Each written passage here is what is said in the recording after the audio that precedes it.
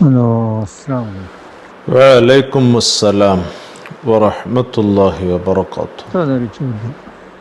ഇപ്പോൾ ഖുർആൻ ഓതുമ്പോൾ തിലാവത്തിൻ്റെ സുജൂദ് വരുന്നത്, ആ സുജൂദ് ചിലയാൾ സുജൂദ് ചെയ്യും, സലാം വീട്ടില്ല, അല്ലെങ്കിൽ കൈ ഇങ്ങനെ കെട്ടിയിട്ട് അവിടെ ഇരുന്നിട്ട് ഓതുമ്പോഴേക്ക് ഇരുന്നിട്ട് നിന്ന് സുജൂദിൽ പോകും.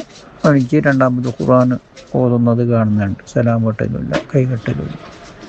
അപ്പോൾ അത് ശരിയാവോ? എന്തെങ്കിലും മദ്ഹബിന് എന്തെങ്കിലും വ്യത്യാസം ഉണ്ടോ? അതിൻ്റെ യഥാർത്ഥ രൂപങ്ങൾ എങ്ങനെയാണ്? തിലാവത്തിൻ്റെ സുജൂദ്, ഖുർആൻ ഓതുന്ന സമയത്ത് ചില ആയത്തുകൾ ഓതിയതിൻ്റെ പേരിൽ സുജൂദ് ചെയ്യൽ സുന്നത്തുണ്ടാകും. അതാണ് തിലാവത്തിൻ്റെ സുജൂദ്, ഓത്തിൻ്റെ സുജൂദ് എന്നൊക്കെ പറയുന്നത്. അത് നിസ്കാരത്തിലും വരും, നിസ്കാരത്തിൻ്റെ പുറത്തും വരും. ഇപ്പോൾ നോമ്പിനൊക്കെ ആകുമ്പം കൂടുതലും ഖുർആൻ ഓതുന്നവരൊക്കെ ഉണ്ടാകുമ്പോൾ എന്തായാലും നിസ്കാരത്തിൻ്റെ പുറത്തും ഒക്കെ കയറി വരും. അപ്പോൾ അത് നിസ്കാരത്തിൻ്റെ പുറത്താകുമ്പം, നിസ്കാരത്തിലല്ലാതെ ഖുർആൻ ഓതുമ്പം ഈ തിലാവത്തിൻ്റെ സുജൂദിൽ സലാം നിർബന്ധമുണ്ടോ? ഈ ഒരു വിഷയത്തിൽ 4 മദ്ഹബിൻ്റെ ഇമാമിങ്ങളുടെ ഇടയിലും അഭിപ്രായ വ്യത്യാസങ്ങൾ നടന്നിട്ടുണ്ട്. നമ്മളെ മദ്ഹബാകുന്ന ഷാഫിഈ മദ്ഹബിലും നല്ല അഭിപ്രായ വ്യത്യാസങ്ങൾ നടന്നിട്ടുണ്ട്. ഏതായാലും നമ്മുടെ മദ്ഹബ്, ആ മദ്ഹബിൽ ഇത് എന്തായാലും നിർബന്ധം ആണ്. ഇനി 4 മദ്ഹബിൻ്റെ വീക്ഷണങ്ങൾ പറയുകയാണെങ്കിലും അത് വ്യക്തമായിക്കൊണ്ട് മഹാനായ ഇമാം ഷഅറാനി റളിയല്ലാഹു അൻഹു അവിടുത്തെ മീസാനു ഷഅറാനി എന്ന് പറയുന്ന കിതാബിൽ ആ 4 മദ്ഹബിൻ്റെ വീക്ഷണം അവിടെ പറയുന്നുണ്ട്. മീസാനു ഷഅറാനിയുടെ 2-ാം വാല്യം ഇതിൻ്റെ 152-ാമത്തെ പേജിൽ അധ്യായം തന്നെ ഹുക്കുമുസ് സലാമി ബഅദർ റഫ്ഇ മിനസ് സുജൂദി തിലാവത്തി ഉണ്ടോ? തിലാവത്തിൻ്റെ സുജൂദിൽ നിന്ന് ഉയർന്നതിൻ്റെ ശേഷം പിന്നെ ഒരു സലാം, അതിൻ്റെ ഹുക്കും എന്താണ് എന്നാണ് അധ്യായം തന്നെ. അവിടെ പറഞ്ഞു ഖൗലു ഷാഫിഈ, അതുപോലെ തന്നെ അഹ്മദ് ഉണ്ടോ? 2 മദ്ഹബ് അവിടെ തന്നെ പറഞ്ഞു. ഷാഫിഈ മദ്ഹബും അതുപോലെ തന്നെ ഹംബലി മദ്ഹബും, ഇത് രണ്ടിലും ഈ പറയുന്ന സലാം നിർബന്ധമാണ്. യഫ്തഖിറു ഇല സലാമി മിൻ ഗൈരി തശഹുദിൻ, തശഹുദ് അത്തഹിയാത്തില്ലാതെ സലാം നിർബന്ധമാകും എന്നുള്ളത്.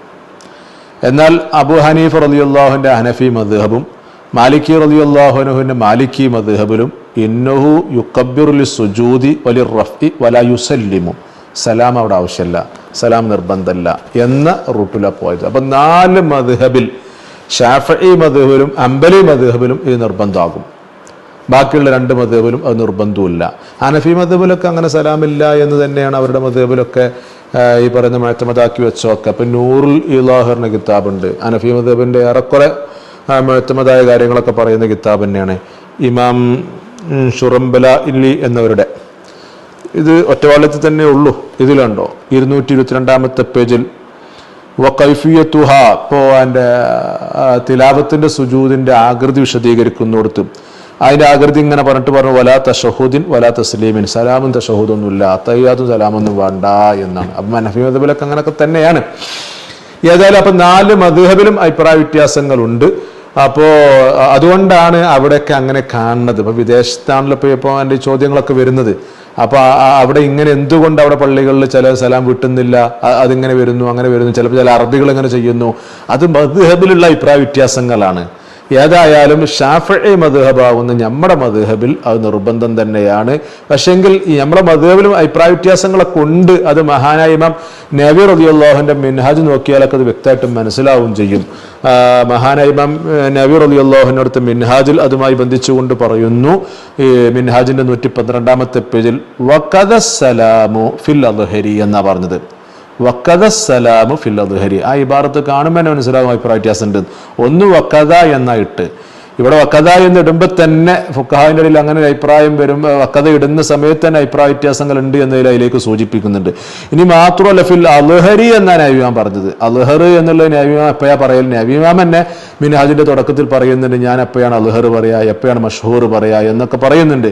അവിടെ തന്നെ പറയുന്നു ഷാഫിഈ മദ്ഹബിൽ ഇമാം ഷാഫിഈ തങ്ങളുടെ കൗലുകൾ തന്നെ 2ഉം 3ഉം ഒക്കെ അഭിപ്രായങ്ങൾ വരുമ്പോഴാണ് ഈ പറയുന്ന അദ്ഹർ. അത് തന്നെ ഈ എതിരഭിപ്രായം പറഞ്ഞ ആളുകളിൽ തന്നെ ശക്തവാന്മാർ ഉണ്ടാകുമ്പോഴാണ് അൽഹർ എന്ന ഇബാറത്ത് വരികയുള്ളൂ എന്നൊക്കെയാണ് അതിന്റെ ഇസ്തിലാ വിശദീകരിക്കുന്നതോട് തന്നെ മഹാന്മാർ പറയുന്നതും.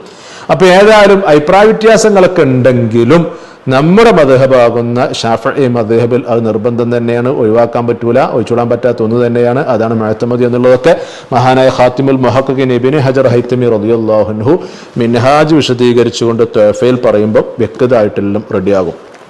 തുഹഫത്തുൽ മുഅ്തദിന്റെ 2ാം വാള്യം ഇതിന്റെ 333 പേജിലായിട്ടുണ്ടോ, വലാ ബുദ്ദ മിൻഹു ഫീഹാ, തിലാവത്തിന്റെ സുജൂദിൽ ഇപ്പറയുന്ന സലാം കൂടാതെ കഴിയൂല.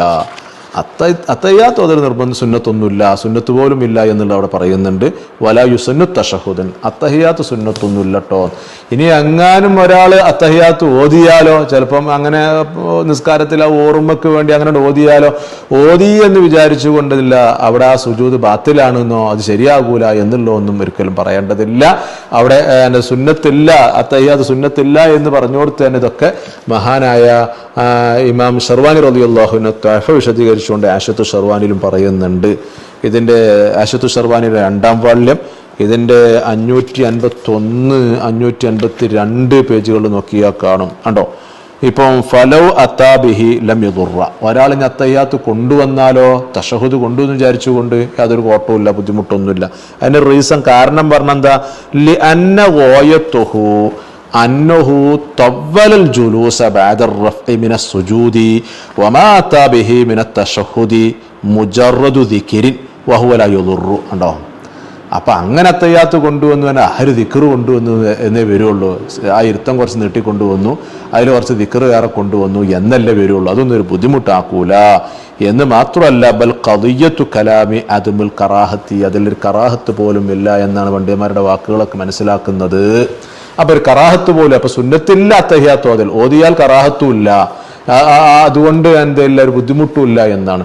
അപ്പൊ ആകെ തുക പറയുകയാണ് എന്നുണ്ടെങ്കിൽ നിസ്കാരത്തിലല്ലാതെ നിസ്കാരത്തിന്റെ പുറത്ത് ഇങ്ങനെ തിലാവത്തിന്റെ സുജൂദ് ചെയ്യുമ്പം നമ്മുടെ മദ്ഹബിൽ ഷാഫിഈ മദ്ഹബിൽ 4 കാര്യം നിർബന്ധമായി വരും എന്നർത്ഥം. ചുരുക്കം ആ 4 കാര്യങ്ങളും വ്യക്തമായിക്കൊണ്ട് മഹാനായ ഇമാം ഖല്ലൂബി റളിയല്ലാഹു അൻഹു ആശത്തുൽ ഖല്ലൂബിയിലും പറയുമ്പം എല്ലാം ഭദ്രായി. ആശത്തുൽ ഖല്ലൂബിന്റെ 1ാം വാള്യം തന്നെ ഇതിന്റെ 582 പേജിൽ ഉണ്ടോ, വ ജുംലത്തു മാ ദക്കറഹു മിനൽ അർക്കാനി അർബഅത്തുൻ. ഇപ്പം ആകെ തുക പറയുകയാണെന്നുണ്ട് 4 കാര്യം ഇവിടെ നമുക്ക് നിർബന്ധമായി വരും. ഒന്ന് നിയ്യത്തു, അപ്പൊ നിയ്യത്ത് വേണം, തിലാവത്തിന്റെ സുജൂദ് ചെയ്യണം, നിയ്യത്ത് വേണം. അപ്പോൾ തക്ബീറത്തുൽ ഇഹ്റാം, തക്ബീറത്തുൽ ഇഹ്റാമും വേണം. അതുപോലെ തന്നെ സജദത്തു, ഒരു സുജൂദും വേണം. വസ്സലാമു, സലാം വീട്ടലും വേണം. ഇങ്ങനെയാകുമ്പോഴേ ആ സുജൂദ് അത് അതിൻ്റെതായ രൂപത്തിലായി കിട്ടുകയുള്ളൂ. പിന്നെ കുറെ സുന്നത്തുകളൊക്കെ പറയുന്നുണ്ട്.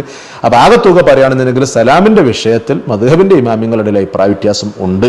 അതുകൊണ്ടാണ് നിങ്ങൾ അവിടെ അങ്ങനെയൊക്കെ കാണാൻ കാരണം. അപ്പൊ അങ്ങനെ ചെയ്യാതെ, സലാം ചെയ്യാതെ ബാക്കി ഖുർആൻ ഓതി പോകുന്നവരെ എതിർക്കാനൊന്നും നമ്മൾ അവിടെ പോകരുത്. കാരണം അവരെ മദ്ഹബിൽ അങ്ങനെ ഉണ്ടാവും കേട്ടോ.